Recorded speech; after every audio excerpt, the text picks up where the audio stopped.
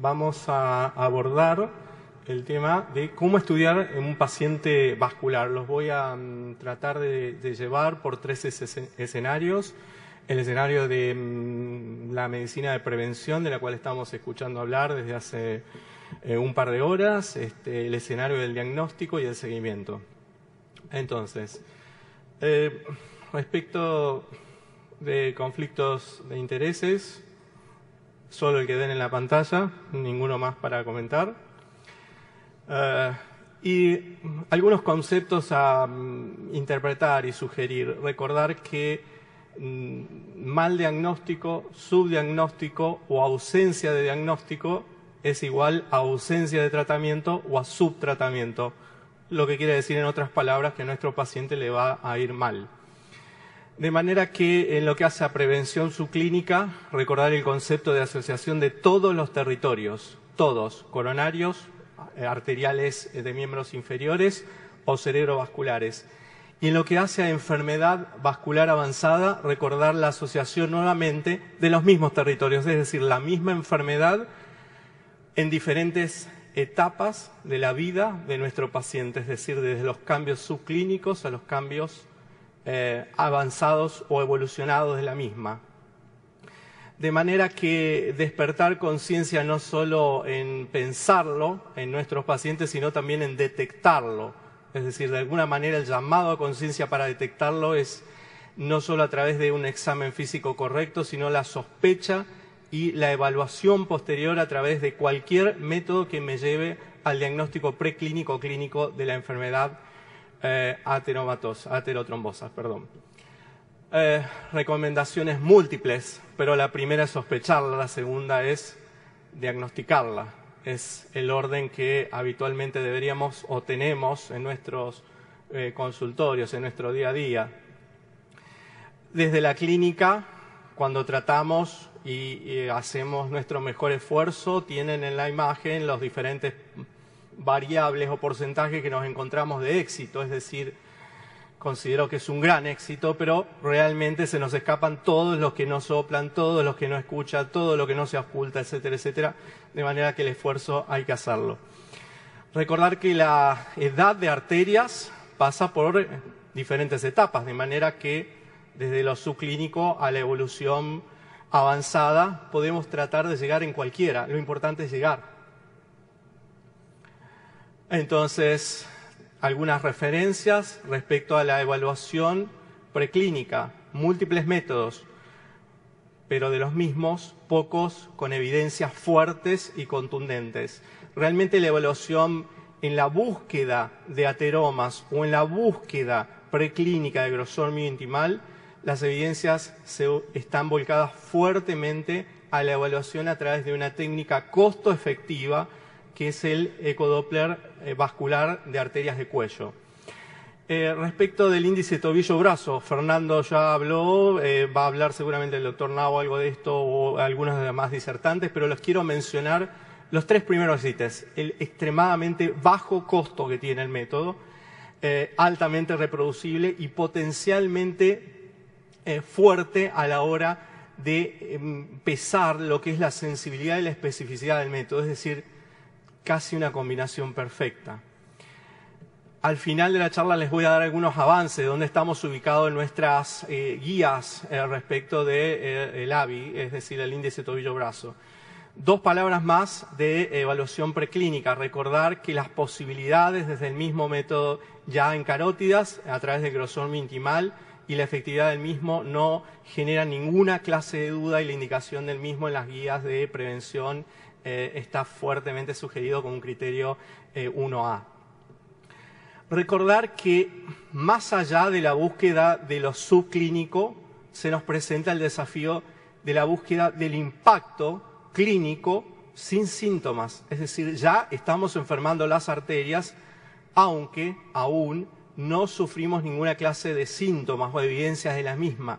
Acá tienen diferentes estadios de una placa que termina rompiéndose, es decir, una placa que termina siendo una placa vulnerable, que alguna vez aparece como una placa pequeña, pero en definitiva, el mayor rédito de nuestra actitud de sospecha y diagnosis es detectarla. es llegar hasta la detección. En cuanto a lo que hace a la enfermedad vascular de arterias abdominales, aorta abdominal, no está de más remarcar la potencialidad del uso del screening a población seleccionada, como lo ven acá, es decir, hombres mayores de 60 años con antecedentes familiares y tabaquistas, es decir, la población que tiene mayor indicación de en algún momento realizar un estudio de screening, es decir, buscar y pesquisar si tienen o no tienen aneurismas o dilataciones o ectasias de aorta abdominal, de manera que es sumamente importante. La sensibilidad, acá lo tienen, sensibilidad es tremenda, 95, 100%, prácticamente estamos poniendo en manos de un rol de diagnóstico todas las posibilidades de detectar lo que tenemos que encontrar. Respecto al uso de los demás métodos ya en la patología obstructiva ateromatosa, voy a remarcar sencillamente los grandes cambios en los últimos 10 años y las realidades. De alguna forma tenemos métodos sumamente sensibles tanto para la evaluación de vasos extracraneanos, de vasos renales o aorta abdominal o de miembros inferiores. Como pueden ver, todos estos métodos tienen una sensibilidad enorme, es decir, las chances que tenemos de detectar el problema son altas. Y también nos hemos puesto de acuerdo de alguna manera, y por eso hacemos las cosas mejor, en cuanto, y hablo de toda la comunidad médica en todo el mundo, de cómo medir, qué medir y usar siempre criterios uniformes. Es decir, ya no usamos más diferentes criterios, diferentes recetas. Todos medimos igual. Respecto del aporte de otros métodos, de otras tecnologías, tomografía computada y resonancia magnética han evolucionado tremendamente y nos están aportando y ayudando y se han posicionado en algunos territorios como el método a seguir.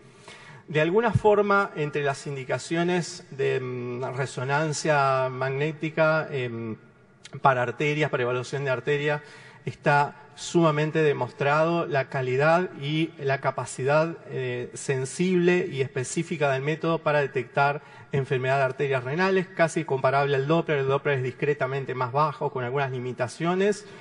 La enorme posibilidad de la resonancia para poder estudiar los vasos supraórticos, sobre todo en su origen y extensión de ateromatosis, por ejemplo, o en la evaluación de la aorta torácica en patología crónica predominantemente, de manera que también es un método que cuenta con nivel de evidencia clase 1A y que puede ser aplicable cuando tenemos confiabilidad.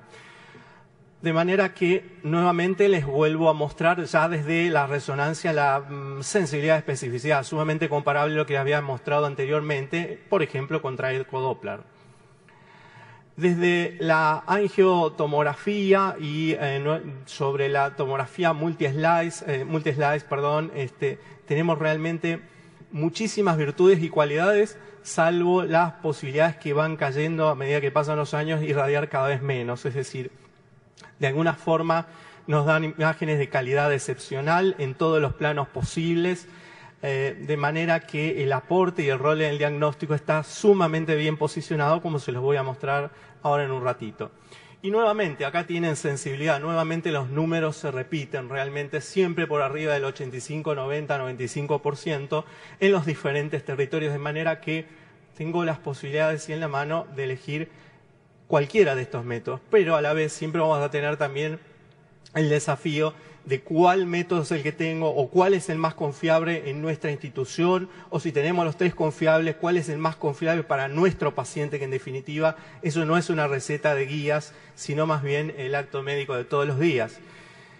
No voy a referirme a la angiografía, que seguramente luego se va a tocar. Y dos ítems más respecto del rol de los métodos en la evaluación de arterias, en este caso aorta torácica. La detección para la evaluación de lo que es disección de aorta descendente, como así en patología aguda, como disección, hematoma o úlcera, realmente tiene un porcentaje bajo cuando usamos ecografía transtorácica, es decir, lo pueden ver acá en la pantalla, sumamente bajo. Cuando usamos ecografía transesofágica 2D o 3D, realmente la sensibilidad es enorme, es muy alta y constituyen métodos realmente para rápido acceso a nuestro paciente y un diagnóstico y tratamiento sumamente rápido. Respecto de la evaluación, ya comparando los métodos en aorta torácica, es decir, aorta descendente me refiero, tanto para lo que hace a ecotransesofágico, los pueden ver en las series, la sensibilidad y especificidad es altísima. Los demás métodos no terminan de ocupar un rol porque estamos hablando de patología adulta que a veces tienen tiempos de procesamiento que no son compatibles con la espera en nuestros pacientes agudos, de manera que me parece sumamente útil remarcar las posibilidades tecnológicas desde la ecografía bidimensional o tridimensional para el acceso al diagnóstico en aorta torácica aguda. Acá tienen las últimas proyecciones que quiero remarcarles respecto a la comparación del uso de los métodos. Siempre tener en cuenta la agudeza diagnóstica de nuestros pacientes, es decir, cuánto tiempo podemos dedicar a preparar el método hasta que llegue al diagnóstico de nuestros pacientes. La evaluación de la extensión de lo que sea. Acá tenemos disección y comparamos resonancia, ecotrastorácica, tomografía computada, etc. Pero todos tienen características particulares en las cuales el acto médico es lo que termina de definir cuál es el método que debo usar en mi paciente. Cuando todos tienen sensibilidades parecidas y los tengo a todos, probablemente la elección sea bastante más fácil. Y respecto al impacto de las evidencias volcados a las guías, esto está próximo a publicarse y con autorización del grupo de vascular de la Sociedad Argentina de Cardiología voy a dar un pequeño adelanto. Nosotros tenemos métodos con niveles de evidencia para rastreo en pacientes con aneurisma de aorta abdominal, que es la población que les mencioné antes. Tenemos la posibilidad también de ir a buscar los mismos. ¿Y con qué métodos? Bueno, las evidencias para bien nos acompañan y nos ponen básicamente la misma idea. Si tengo todos, afortunadamente los mismos fueron estudiados y profundizados y nos dan los mismos niveles, es decir, fuerte evidencia. Ejemplo, Fernando lo había tocado hace un ratito, el índice tobillo-brazo indicado como una prueba diagnóstica no invasiva en screening de esta población como la que tienen remarcada acá en el último renglón. La evaluación del ITB en ejercicio también para pacientes que ya están sintomáticos, es decir, que ya son clínicamente manifiestos, también como indicación fuerte. Y el uso, acá esta me parece una de las placas más interesantes, donde todos los métodos comparten niveles de evidencia al menos uno, es decir, al menos la posibilidad de contar y que sea confiable. Y el uso de ejemplo, la ecografía Doppler para la evaluación de arterias de miembros inferiores. Acá miren, en el segundo ítems, el uso del ultrasonido, tomografía o resonancia. Es decir, si todos son confiables, y los tengo, todos tienen el mismo nivel de evidencia. Es decir, tengo que escoger cuál es el mejor, seguramente para mi paciente, en el momento que está.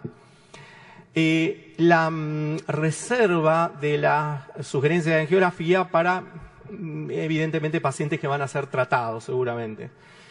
De manera que a veces cuando buscamos un común denominador entre Miguel Ángel, Rembrandt, Messi y alguien que está haciendo ecografía, probablemente el común denominador a todo es que todas son imágenes, es decir, de alguna forma, si todas las imágenes nos ofrecen algo, podemos decidir por cuál de ellas y cuál es la mejor para nuestros pacientes. Y el común denominador de todas seguramente va a ser lo mejor para ellos.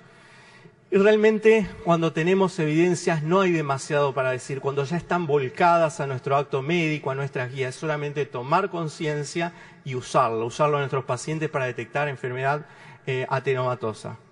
Muchas gracias, eso es todo. Gracias, Gabriel.